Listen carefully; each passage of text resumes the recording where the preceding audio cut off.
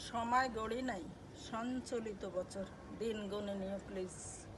সৃষ্টির আদিকালের প্রচলিত ভাষার শতবর্ষিত শান্তি গ্রহণ করো।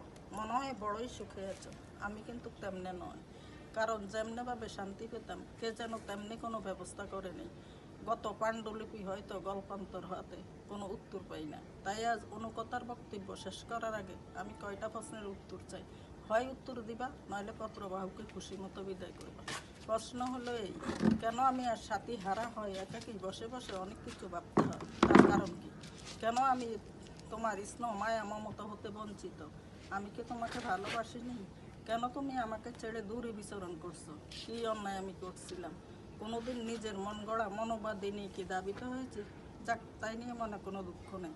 কারণ পচ্চ জগতের দিন দরিদ্রকে ছেড়ে এখন যে শহরীয় নবনতুন বন্ধু বান্ধব পেয়েছ, তার জন্য লাখ লাখ শুকুর গুজার করি।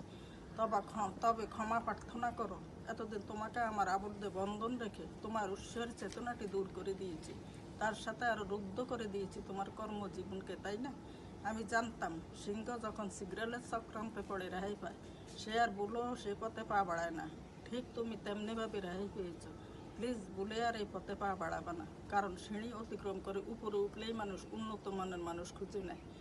তবে দোয়া করিও বাকি জীবনটা এমনিভাবে যেন বিধাতার সাথে তাল মিলিয়ে যেতে পারি।